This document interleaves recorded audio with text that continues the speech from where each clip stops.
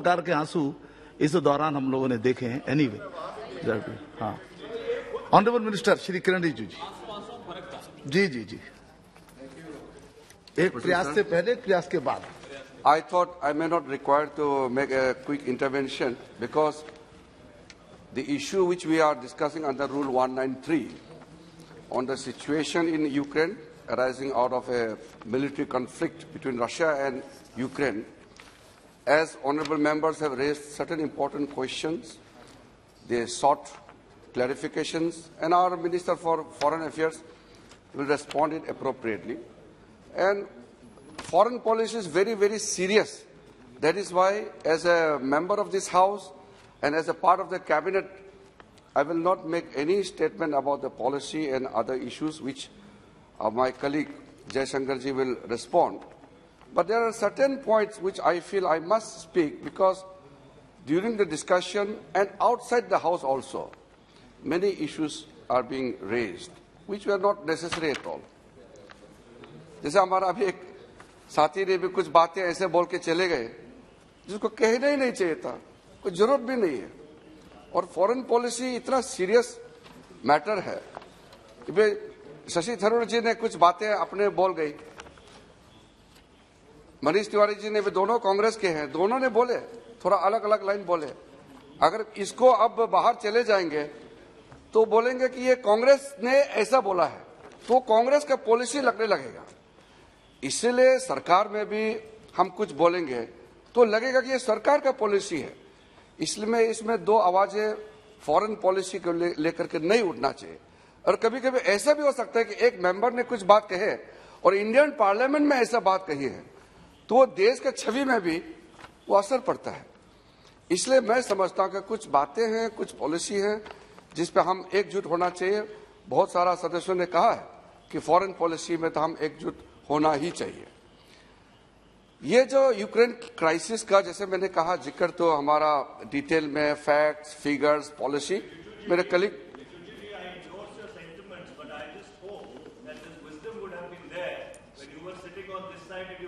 Now you listen to me. Yes, exactly with that spirit, I'm going to make a quick intervention, not more than 7-8 minutes. Sir अध्यक्ष जी, आपने अभी सुना है, कई बातें कही हैं, तारीफ भी किया और तारीफ करते करते फिर ये कहते हैं कि आपने इतना अच्छे स्टंपिंग क्यों किया, क्लेम क्यों किया। जब एडवाइजरी इशू हुआ तो फिर आप बोलते हैं एडवाइजरी इशू नहीं किया। हम बताते हैं कि एडवाइजरी किया है, फिर आप बोलते हैं क्यों क्लेम करते हैं। फिर बोलते हैं कि सरकार वहां जाता नहीं, मंत्री जाता नहीं, मिलते नहीं बच्चों से, किसी को नहीं भेजा। फिर जब भेजते थे फिर बोलता है कि आप फिर दिखाता क्यों है, फिर चेस्ट थम्पिंग क्यों करते। अरे तो करे तो क्या करे, नहीं करे तो भी आप पूरा आपत्ति इसमें उठाते हैं, करे तो भी आपको तकलीफ होता है। तो इसलिए आप लोगों को मैं बहुत ही विनम्रता पूर्वक से मैं कहना चाहता हूं कि इस तरह का लड़ाई का सिचुएशन में, लड़ाई जैसे हालत में सरकार जो भी करता है वो देश के लिए करता है और सबको उस समय तक तो कम से कम मौन व्रत रखना चाहिए। जब ऑपरेशन खत्म होगा, राजनीति करने का समय होता है और आपने ऑपरेशन समय में ये नहीं किया था, ये करना चाहिए था, उस समय बाद में हम लोग जिक्र कर सकते हैं। लेकिन जब ऑपरेशन चल रहे हैं उस समय में भी यहाँ दुनिया भर का बातें जो है लिखी जा रही है।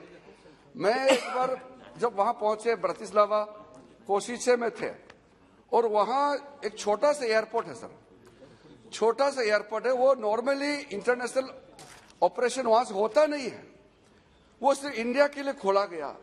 हम यहां से निकलने से पहले प्रधानमंत्री, वहां के प्रधानमंत्री से बात किया और एक एयरपोर्ट को हमारे लिए पूरा यूज करने का अनुमति दिया, हमको पूरा अंदर तक एक्सेस दिया।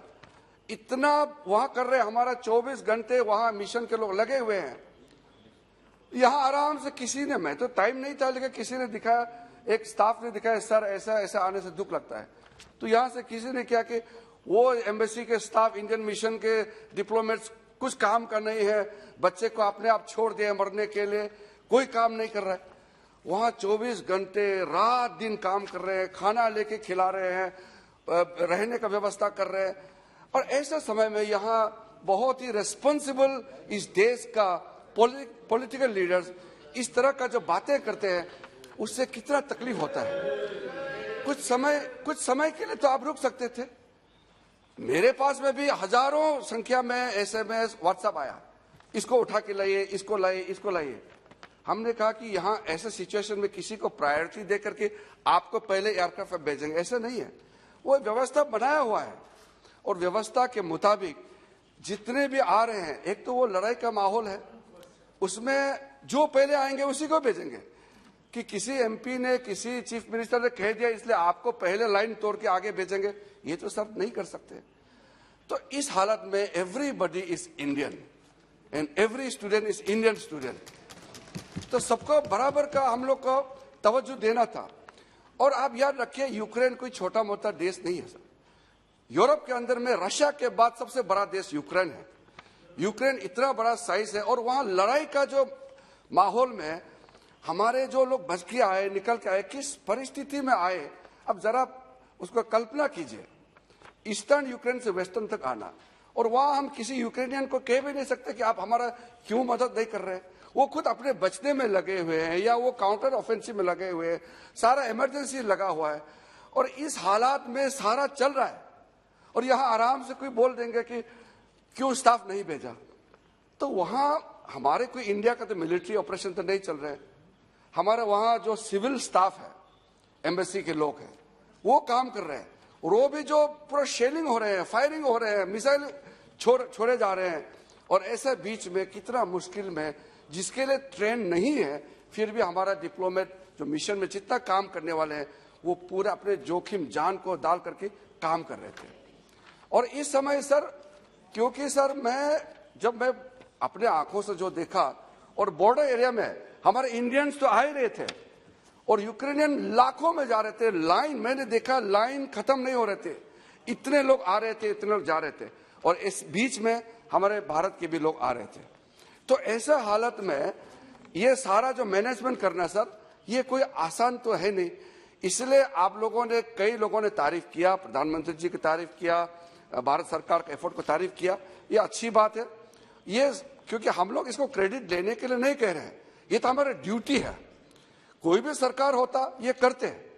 और सर, हम वहां पहुंचने से पहले मैं हमारे कलीग जयशंकर जी को और उनके पूरे टीम को भी मैं अभिनंदन करना चाहता हूं। प्रधानमंत्री जी जो लगातार हम लोग के साथ में भी रिव्यू मीटिंग लिया जाने से पहले, और जब मैं वहां पहुंचे, मिशन के लोग, स्लोवाकिया में जब मैं था सर, वहां पेरिस के मिशन से, जिनेवा से, UN मिशन से, और वहां जर्मनी से और ब्रसेल से, सारे लोगों को एक्स्ट्रा लेकर के वहां लगा के रखा हुआ है जमीन पे, और रात दिन पूरे ड्यूटी काम कर रहे हैं। मैं सर आज इसी सदन में और जिक्र करना चाहता हूं, हमारे कितने स्टूडेंट्स जो यूक्रेन के जो बॉर्डर में पढ़ रहे थे, वो भी वॉलंटियर के रूप में काम कर रहे थे। और कई हमारे देश के लोग हैं जो वहाँ बिजनेस करते हैं और अलग अलग चीजों के लिए वहाँ जाते हैं या रह गए, वहाँ की नागरिकता भी प्राप्त कर चुके हैं। कई लोग इंडियन ओरिजिन है, उन्होंने भी पूरा सेल्फलेसली घर से खाना बना के भी लेके आके हमारे लोगों को खिला रहे थे। मिशन में तो ये देश बड़े देश नहीं है, छोटे छोटे देश है, तो हमारे मिशन का साइज भी तो लिमिटेड है। तो इसलिए हाँ जी, हाँ, सबको, यूक्रेनियन को भी, और खास करके खैर यूक्रेनियन तो संख्या में बहुत ज्यादा थे, और क्योंकि यूक्रेनियन को छोड़ के हमारा देश के लोग काफी थे। और सर लगभग 23,000 के लोग जो वहां से निकले हैं, तो आप इमेजिन कीजिए, हमारा टेरिटरी नहीं है, वो किसी और का टेरिटरी है। पहले के जो ऑपरेशन होते थे उसमें हमारा कुछ लोग होते थे, अगर 500 को भी ऑपरेशन करके निकालना है, इवैक्यूएशन करना है, वो भी तो एक टफ जॉब होते हैं। लेकिन जब 20,000 23,000 का बात करते हैं, तो आप कल्पना कर सकते हैं, माइनस टेम्परेचर में बर्फ गिर रहा है, ऐसे समय में कोई एक कंबल भी दे दे, एक जैकेट भी दे दे और एक चाय कप भी पिला दे, पानी पिला दे, तो वो कितना महान काम हो जाता है ऐसा परिस्थिति में सर। तो ये एक आदमी का काम नहीं होता है, उसमें कितने लोग उसमें एफर्ट डालते हैं। तो इसलिए सर मैं ज्यादा लंबा नहीं कहना चाहता हूं, लेकिन जो हमारे कुछ साथियों ने कुछ बातें टिप्पणी की है, मैं उसको करेक्ट करना चाहता हूं। यहाँ कोई सरकार क्रेडिट लेने के लिए काम नहीं कर रहा है, हमारा एक दायित्व है। प्रधानमंत्री जी ने इसलिए मंत्री लेवल को भेजा क्योंकि ये ऑपरेशन का स्केल बड़ा था। और सर, जैसे कि एक देश का राष्ट्रपति जाता है तो उस देश का प्रोटोकॉल में रेस्पॉन्ड भी उस हिसाब से करते हैं। अगर हम यहाँ से ज्वाइंट सेक्रेटरी भेजेंगे तो वहां भी रेस्पॉन्ड ज्वाइंट सेक्रेटरी ही करेंगे। ये एक अंतर्राष्ट्रीय का एक स्थापित प्रोटोकॉल है। जब मंत्री जाते हैं तो उनका रेस्पॉन्स उस स्तर पे होता है। ये एक सेट प्रोटोकॉल है। एक प्राइम मिनिस्टर का बराबर का दर्जा होता है। इसलिए मैं जब स्पेशल एनवॉय होकर के गए और वहां के प्रधानमंत्री मिस्टर एडवर्ड हेगर, जो स्लोवाकिया के प्रधानमंत्री, उनसे मैं जब मिला तो उन्होंने दो चीजें, काफी लंबा बात हुआ लेकिन दो चीज मैं बताना चाहता हूं। पहला तो ये कहा कि इंडिया का जो एफर्ट है, अपने देश के लोगों को जिस तरीके से आपके प्रधानमंत्री जी ने, आपके सरकार ने काम किया है, कोई और सरकार किसी और देश ने नहीं किया। दूसरा, उन्होंने ये बात कही है कि ये बड़ा कॉन्फ्लिक्ट है, सब चिंतित है और आपके प्रधानमंत्री का बड़ा कद है, सब इज्जत करते हैं और इस वार को रोकने में आपके प्रधानमंत्री नरेंद्र मोदी जी बड़ा योगदान कर सकता है। आशा की नजर से हम लोग देखते हैं। ये उनका प्रधानमंत्री जी ने औपचारिक रूप से ऑफिशियली हमको कहा है।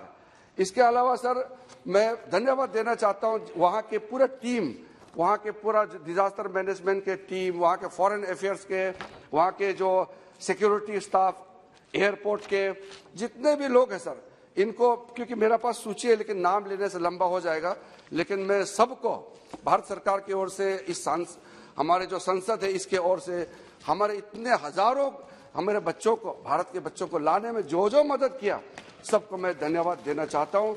और अंत में सर, ये इम्पोर्टेंट जो चर्चा आज हुई है उसमें बिना राजनीति लिए हुए मैं फिर से जितने मेंबर्स ने पार्टिसिपेट किए हैं आपको धन्यवाद देना चाहता हूं।